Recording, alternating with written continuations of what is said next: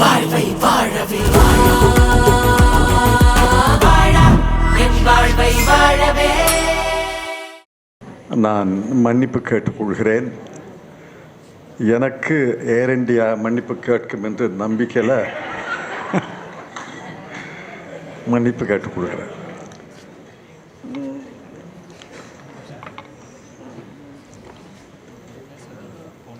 தமிழ் வளர்ச்சிக் கழகத்தினுடைய தலைவர் முனைவர் மாரா அவர்களே, சென்னை பல்கலைக்கழகத்தினுடைய துணைவேந்தர் பொறுப்புக்குழு உறுப்பினர் முனைவர் ஆம்ஸ்ட்ராங் அவர்களே, சென்னை பல்கலைக்கழகத்தின் பதிவாளர் முனைவர் ரீட்டா ஜான் அவர்களே, முதல் படியை பெற்றுக்கொண்ட திரு சுரேஷ் ராஜ்குமார் அவர்களே, இந்த நூலின் ஆசிரியர் முனைவர் மு ராமசுவாமி அவர்களே, பேராசிரியர்களே, மாணவர்களே, தமிழ் ஆர்வலர்களே, தமிழ் வளர்ச்சிக் கழகம் ஒரு காலத்தில் அபிலாசலிங்கம் செட்டியார், சி சுப்பிரமணியம், வாசே குழந்தசாமி, பெரியசாமி தூரன் அவர்கள் காலத்தில் புகழோடும் பெருமையோடும் விளங்கியது. எல்லாருக்கும் நல்ல காலம் கெட்ட காலம் வருவதை போல தமிழ் வளர்ச்சிக் கழகத்துக்கும் ஒரு இருண்ட காலம் வந்தது. அந்த இருண்ட காலத்தில் 4-5 ஆண்டுகள் முடங்கி கடந்த தமிழ் வளர்ச்சிக் கழகத்தில் நான் விளக்கேற்றுகிறேன், புத்துயிர் ஊட்டுகிறேன் என்று சொல்லி முன்வந்த முனைவர் மா ராஜேந்திரன் அவர்களை நான் எவ்வளவு பாராட்டினாலும் அதற்கு தகும்.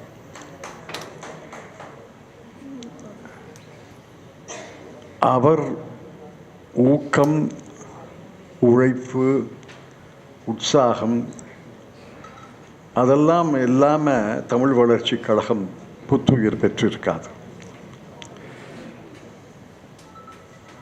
அறங்காவலர் குழு தலைவர்னா இது பெரிய பதவின்னு நினைக்காதீங்க. வளர்ச்சிக் கழகம், தமிழ் வளர்ச்சிக் கழகத்தின் தலைவர் தான் பொறுப்பான பதவி.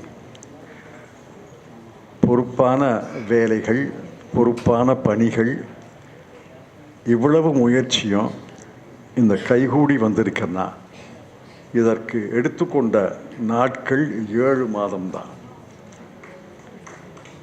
2025 ஜூன் மாதத்தில் தான் திருத்தி அமைக்கப்பட்ட தமிழ் வளர்ச்சிக் கழகத்தின் முதல் கூட்டம் நடந்தது. இன்னைக்கு ஜனவரி மாதம் 7ஆம் தேதி நாடகவியல் களஞ்சியம் என்ற ஒரு அற்புதமான நூலை வெளியிடும் அளவுக்கு இதற்கு பேராசிரியர் ஜெயதேவன், மற்ற உறுப்பினர்கள், பொதுக்குழு உறுப்பினர்கள், ஆட்சிக்குழு உறுப்பினர்கள் எல்லாரும் அவருக்கு துணை நின்று இந்த நாடகவியல் களஞ்சியத்தை வெளியிட்டிருக்கிறார்கள். எங்களுடைய எல்லை என்னவென்றால், பெரியசாமி தூரன் அவர்கள் இருந்தபோது கலைக்களஞ்சியம் வெளியிட்டதைப் போல நீண்ட நாட்களுக்கு பிறகு, நீண்ட ஆண்டுகளுக்கு பிறகு இன்னொரு கலைக்களஞ்சியம் வெளியிடுவோம்னு சொல்லலை, வெளியிட வேண்டும் என்பது எல்லை. அதுக்கு எத்தனை நாள் ஆகும்னு எனக்கு தெரியாது. ஆனால் அதற்கு எவ்வளவு ஆண்டுகள் ஆனாலும் பேராசிரியர் மாரா போன்றவர்கள், அவருக்கு துணைவர்களை போன்றவர்கள் உடல் நலத்தோடு மனதிடத்தோடு இருந்து பெரியசாமி தூரன் அவர்கள் நிகழ்த்திய அற்புதமான பணியை மீண்டும் அவர்கள் நிறைவேற்ற வேண்டும் என்பதுதான் என்னுடைய ஆசை. இங்கே சென்னை பல்கலைக்கழகத்தினுடைய துணைவேந்தர் பொறுப்புக்குழுவினுடைய உறுப்பினர் சொன்னார், முழுக்க முழுக்க உண்மை. ஆங்கிலத்தில் கலைக்களஞ்சியம் இருக்கிறது. அதற்கு பிறகு இந்திய மொழிகளிலே முதலாக வந்த கலைக்களஞ்சியம் தமிழ் கலைக்களஞ்சியம். அதுக்கப்புறம் ஒரு 2 மொழிகளிலே வந்திருக்கலாம், எனக்கு தெரியாது. ஆனால் கலைக்களஞ்சியம் என்பது ஒன் டைம் ஒண்டர் அல்ல. ஒரு முறை வந்தால் அது கலைக்களஞ்சியம் முடிஞ்சத. ஏன்னா அறிவு வளர்கிறது, எழுத்து வளர்கிறது, இலக்கியம் வளர்கிறது, பல்வேறு அறிவியல் துறைகளிலே மிகுந்த வளர்ச்சி ஏற்படுகிறது. ஆக நாள்தோறும் நீங்கள் கலைக்களஞ்சியத்தை வெளியிட்டாலும் நேற்று கலைக்களஞ்சியம் பழசாயிடும். அந்த அளவுக்கு இன்று உலகத்தில் பெரிய மாறுதல்கள் விரைந்து நடைபெறுகின்றன. ஆக என்னுடைய பொறுப்பு என்னன்னு சொல்கிறேன், உண்மை ரொம்ப சின்ன பொறுப்பு தான். பணம் பத்திரமா இருக்கான்னு பார்த்துக்கணும், அவ்வளோ. பணம் பத்திரமா இருக்குன்னு பார்த்துக்கிட்டா மற்ற வேலைகளெல்லாம் அவர்கள் செய்கிறார்கள். பணம் பத்திரமாக இருக்கிறது. பணம் என்று வரும்பொழுது நான் 1-2 பகிரங்கமாக குறிப்பிட வேண்டும். பல பேருக்கு செய்தி வந்திருக்கும். தமிழ்நாடு அரசு 2 கோடி ரூபாய் தந்திருக்கிறார்கள். அப்புறம் 15 லட்சம் இன்னொரு இனத்தில் தந்திருக்கிறார்கள். முதலமைச்சர், நிதியமைச்சர், தமிழ் வளர்ச்சித்துறை அமைச்சர் ஆகிய அனைவருடைய ஒத்துழைப்புடன் இந்த 2 கோடி 15 லட்சம் வந்திருக்கிறது. இந்த 2 கோடி 15 லட்சத்துக்கு நான் கேட்டபோது ஒரு நிபந்தனை நானே விதித்து கொண்டேன். அதையும் எழுதிக்கட்டும். நீங்கள் 2 கோடி தாங்க, நாங்கள் 1 கோடி திரட்டுறோம்னு சொன்னேன்.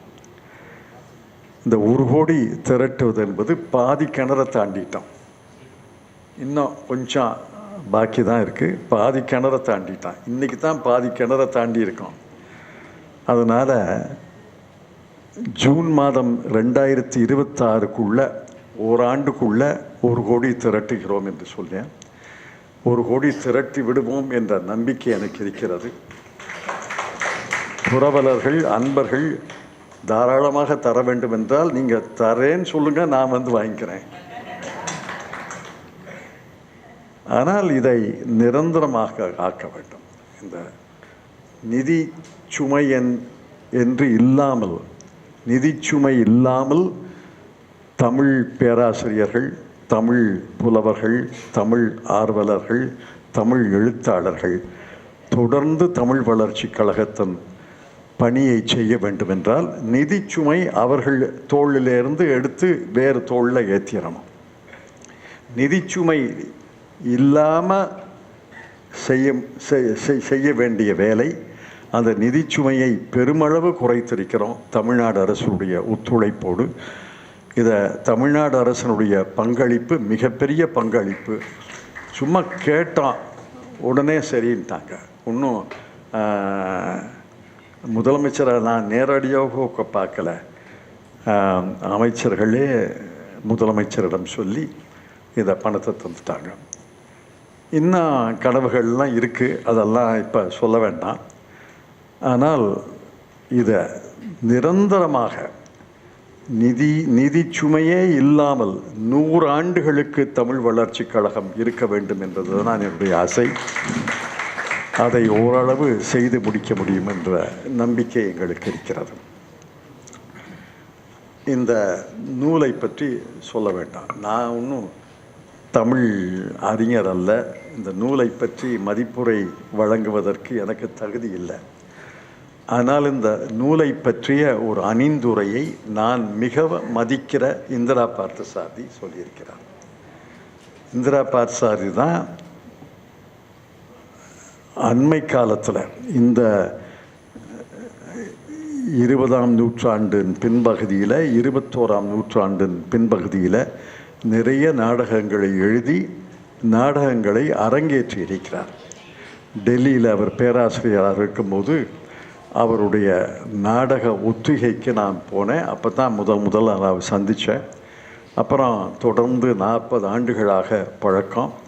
இப்போ முதியோர் இல்லத்தில் இருக்கிறார். ஆனால் அதே சூட்டிகையோடு அதே உணர்வோடு இருக்கிறார். நான் சொன்னேன், இந்த மாதிரி கலைக்களஞ்சியம் நாடக களஞ்சியம் தயாரிக்கிறோம், அது பேராசிரியர் ராமசாமி அவர்கள் எழுதுகிறார்கள், அவர்களை நீங்கள் பார்க்கணுமே. எனக்கு தெரியுமே, வர சொல்லுங்க அப்படின்னார். அப்புறம் பேராசிரியர் மாராவிடம் சொல்லி அவர்கள் சந்தித்து அந்த சந்திப்பெல்லாம் எழுதியிருக்கார். எண்ணுரையில் பேராசிரியர் ராமசாமி அவர்கள் ஆசிரியர் அவர்கள் எழுதியிருக்கிறார்கள். அதெல்லாம் படித்து பார்க்கணும். உதாரணத்துக்கு எனக்கு சொன்னது, நான் ஒரு கூட்டத்தில் கூட சொன்னேன், அது எழுதியிருக்காங்க. கூத்து என்ற சொல் எப்போ வந்தது, எங்கே வந்தது? ஈப்பா சொன்னாது, கூற்று, தலைவன் கூற்று, தலைவி கூற்று, தோழி கூற்று, அதுதான் கூற்று தான் கூத்தாக வந்துருச்சுன்னு சொன்னார். அதற்கு பேராசிரியர் ராமசாமி அவர்கள் மறுமொழி பதில் சொல்லியிருக்கிறார். இல்லை, இன்னொரு பார்வையில் பார்க்கலாம்னு அவர் சொல்கிறார். அதை ஈப்பா அவர்கள் குழந்தை குதூகலப்படுவதைப் போல குதூகலப்பட்டார் என்று எழுதியிருக்கிறார். அதாவது 2 அறிஞர்கள் சந்திக்கும் பொழுது எவ்வளவு புதிய சிந்தனைகள் பெறுகின்றன என்பதை நான் இதை படித்து பார்த்து தெரிஞ்சுக்கிட்டேன். அது மாதிரி அறிஞர்கள் தொடர்ந்து சந்திக்க வேண்டும். அதற்கு ஒரு மேடை உருவாக்க வேண்டும், அதற்கு ஒரு களம் இருக்க வேண்டும். அறிஞர்கள் பேச வேண்டும், எழுத வேண்டும். இப்போ உலகத்தில் பெரிய இலக்கியமெல்லாம் கடிதங்கள் தான். இவருக்கு எழுதிய கடிதம், அவருக்கு எழுதிய கடிதமே இலக்கியமாகுது. ஜவஹர்லால் நேரு எழுதிய கடிதங்கள் எல்லாம் இப்பெல்லாம் யாரும் அரசியல்வாதிகள் கடிதமே எழுதுறது கிடையாது, குறுஞ்செய்தி அனுப்பிடுறாங்க, இல்லை மின்னஞ்சல் அனுப்பிடுறாங்க. எழுதானே கையெழுத்து போடணும், குறுஞ்செய்தி மின்னஞ்சலெல்லாம் கையெழுத்தே போட வேண்டாம். அதெல்லாம் ஜவஹர்லால் நேரு தன் மகளுக்கு இந்திரா காந்திக்கு எழுதிய கடிதங்கள் எல்லாம் ஒரு இலக்கியம், அதுவே இலக்கியம். அந்த மாதிரி ரவீந்திரநாத் தாகூருக்கும் மகாத்மா காந்திக்கும் இடையே நடந்த கடித போக்குவரத்து, ஜவஹர்லால் நேருக்கும் சர்தார் வல்லபாய் பட்டேலுக்கும் இடையே நடந்த கடித போக்குவரத்தெல்லாம் இப்போ சந்தித்து பேசக்கூடிய வாய்ப்புகள் இருக்குது. அந்த சந்திப்புகள் அடிக்கடி நிகழ வேண்டும். அந்த சந்திப்புகள் நடைபெறுவதால் தான் பல பேர் தனித்தனியாக அவரவர்கள் சைலோவில் அவரவர்கள் கூட்டுக்குள்ளே இருந்து சிறகடிக்கிறாங்களே ஒழிய சுதந்திரமாக பல பேரை சந்தித்து பல கருத்துக்களை பரிமாறிக்கொள்ள முடியவில்லை. இதில் ஒரு பின்னாடி ஒரு கிளாஸரி இருக்குது. அதை பார்த்தாவே தெரியும் எவ்வளவு பொருள்களை இந்த நாடக களஞ்சியம் அடக்கி இருக்கிறது என்று தெரியும். என்னை பொறுத்தவரையில் நாடகம் பார்ப்பதில் எனக்கு மிகுந்த பழக்கம். திரு சுரேஷ்குமார் ராஜகுமாரி அவர்கள் மன்னிக்க வேண்டும், நான் சினிமா பார்க்குறதில்ல. நான் கடைசியாக பார்த்த படம் சேரன்னு ஒரு படம் வந்துச்சு. எங்கள் ஊரில் பிறந்தவர் நடித்து இயக்கிய படம். அது ஒரு என்ன படம் பேரே தெரியல. ஆனால் நிறைய படங்கள் வருகிறது. இந்த சிறை ஒரு சிறந்த படம் என்று பேராசிரியர் மாரா சொன்னார். ஒரு சிறுபான்மை சமுதாயத்தின் மீது எவ்வளவு அடக்குமுறை அவிழ்த்து விடப்படுகிறது என்ற மைய கருத்தை வைத்து இந்த திரைப்படம் வந்திருக்கிறதாக சொன்னார். பார்க்கணும், பார்க்க வாய்ப்பு இருந்தால் பார்க்குறேன். ஆனால் நாடகங்கள் எனக்கு பிடிக்கும். நவாப் ராஜமாணிக்கத்திலிருந்து கடைசியில் சோ வரைக்கும் நான் நாடகம் பார்த்தேன். அதில் மனதில் நின்ற நாடகம் ராஜராஜ சோழன். பல பேர் ராஜராஜ சோழன் ஆசிரியர் அரு ராமநாதன் எங்கள் ஊரில் பிறந்தவர், எங்கள் வீட்டுக்கு எதிர் வீடு. அதில் எனக்கு பெருமை. எங்கள் வீட்டுக்கு எதிர் வீட்டில் தான் இருந்தார். காதல் என்று ஒரு இதழை வெளிக்கொண்டாந்தார். ஆனால் அது நின்று போச்சு. அவர் தான் ராஜராஜ சோழன் எழுதினார். அதில் ராஜராஜ சோழனாக டி.கே. பகவதி, ராஜேந்திர சோழனாக டி.கே. சண்முகம், குந்தவையாக இளைய குந்தவையாக ஹேமலதா என்ற ஒரு பெண், அவருடைய காதலனாக விமலாதித்தன், அவர் பேர் எனக்கு தெரியல, மறந்து போச்சு, இயற்பெயர் தெரியல. ஆனால் அந்த நாடகம் 1000 நாடகங்கள் அரங்கேற்றிருக்கோம். அதை போல ஒரு வெற்றி பெற்ற நாடகமே கிடையாதுன்னு சொல்லுவாங்க அப்பா.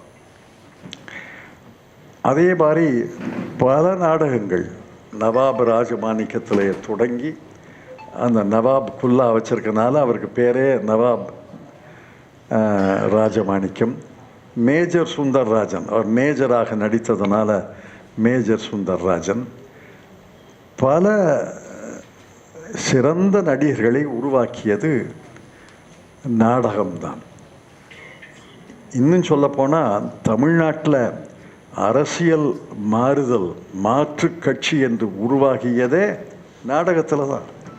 பேரறிஞர் அண்ணா அவர்களும் கலைஞர் அவர்களும் எழுதிய நாடகங்கள் தான் அவங்க நாடகத்தை கைப்பற்றினாங்க. சினிமா வந்த பிறகு சினிமாவை முதல்ல பேச்சு மேடையை கைப்பற்றினார்கள். அதற்கு ஈடாக காங்கிரஸ் கட்சியில் பேச்சாளர்கள் கிடையாது. நாடகத்தை கைப்பற்றினாங்க. அதென்ன கூத்து தானே அது என்னன்னு காங்கிரஸ். அப்புறம் சினிமா வந்துச்சு. சினிமா வந்த பிறகு தொலைக்காட்சி வந்துருச்சு. அதில் அந்த ஒரு திராவிட இயக்கத்தினுடைய விதையே எந்த வயலில் விதைத்தார்கள் என்றால் நாடக மேடையில் தான். நாடக மேடை என்ற வயலில் தான் விளைத்தார்கள். அதற்கு தமிழ்நாட்டில் நாடகத்தை பற்றி ஒரு பெரிய வரலாறு இருக்கிறது. அந்த இது வரலாறு நூல் அல்ல. ஆனால் களஞ்சியத்தில் நீங்கள் ஆங்காங்கே சொற்களை பார்த்தீங்கன்னா நடிகர்னு வந்தால், நடிகைன்னு வந்தால் அதில் சில குறிப்புகள் வருகிறது. அந்த குறிப்புகளே தமிழ்நாட்டினுடைய வரலாற்றை உணர்த்துகிறது. இது பெரிய சிரமம். ஒரு களஞ்சியம் தயாரிப்பது என்பது பெரிய சிரமம். அனைத்து அறிவு செல்வத்தையும் ஒரு பெட்டகத்தில் அடுக்கிற மாதிரி அது முடியாது. அது நான் முடிச்சிட்டேன்னு சொன்னால் அது தற்பெருமை. அடக்கவே முடியாது. கடல் அளவுக்கு அறிவு இருக்கிறது, செய்திகள் இருக்கிறது, தரவுகள் இருக்கிறது. அதையெல்லாம் ஒரு 450 பக்கத்துக்குள்ளே அடக்கிறது எளிதல்ல. அதை பெரும் சிரத்தையோடு பெரிய ஆற்றலோடு இதை செய்திருக்கிறார் பேராசிரியர் ராமசாமி அவர்களுக்கு நீங்கள் எல்லாம் மிகப்பெரிய கரவொலி அளித்து அவரை பாராட்ட வேண்டும் என்று கேட்டுக்கொள்கிறோம். அவருக்கு முதுமை என்று சொல்கிறார்கள். ஆனால் நான் பார்க்கும்போது இளைஞராக தான் இருக்கிறாரு. அவருக்கு உடல் நோய் வழிபட்டாருன்னு சொல்கிறாரு. ஆனால் இதுக்கு இடையில் முதுமை, உடல் நோய் இருந்த காலத்தில் இதை சிறப்பாக செய்திருக்கிறார். இது எனக்கு நம்பிக்கையை தருகிறது. இன்னும் பல நூல்களை தமிழ் வளர்ச்சி கழகம் வெளியிடப் போகிறது. அது பேராசிரியர் மாரா அவர்கள் வரவேற்புரையிலே சொல்லியிருப்பார் என்று நினைக்கிறேன். எங்களை நோக்கம் என்னன்னா 3 மாதத்துக்கு ஒரு முறை 3 மாதத்துக்கு ஒரு நூலை வெளியிட வேண்டும். அதற்கு இன்னும் பல பேர் எழுத வேண்டும், ஆர்வத்தோடு முன் வர வேண்டும். எல்லா சுமைகளையும் நாங்கள் ஏற்றுக்கொள்கிறோம். அறிவை மட்டும் நீங்கள் கொண்டு வாங்க, அறிவு எழுத்தை மட்டும் கொண்டு வாங்க. ஆனால் 3 மாதத்துக்கு ஒரு முறை ஒரு நூலை வெளியிட வேண்டும். சென்னை பல்கலைக்கழகம் அன்னை பல்கலைக்கழகம்னு சொன்னார். நான் முழுக்க ஏற்றுக்கொள்கிறேன். ஒரு காலத்தில் தமிழ்நாட்டில் ஒரே ஒரு பல்கலைக்கழகம் தான் இருந்தது, சென்னை பல்கலைக்கழகம். அந்த சென்னை பல்கலைக்கழகத்தில் அன்னை பல்கலைக்கழகத்தில் முதல் களஞ்சியத்தை, இந்த நாடகவியல் களஞ்சியம் என்ற நூலை வெளியிடுவதிலே மிகுந்த பெருமைப்படுகிறேன். எனக்கு எதிர்பாராத வாய்ப்பு, நானே நூலை வெளியிடும் பெரும் வாய்ப்பு எனக்கு கிடைத்திருக்கிறது. அடுத்தது தமிழ் பல்கலைக்கழகம், மதுரை பல்கலைக்கழகம், அண்ணாமலை பல்கலைக்கழகம், அந்த பல்கலைக்கழகங்களில் இந்த நூல்களை வெளியிட வேண்டும் என்பது எங்களுடைய ஆசை. கைகூடும் என்று நம்புகிறேன். இவ்வளவு திரளாக இங்கே வந்து பேராசிரியர்கள், மாணவர்கள் எல்லாம் வந்து இந்த விழாவை சிறப்பித்தமைக்காக நன்றி தெரிவித்து, உங்கள் அனைவருக்கும் நன்றி தெரிவித்து விடைபெற்றுக் கொள்கிறேன்.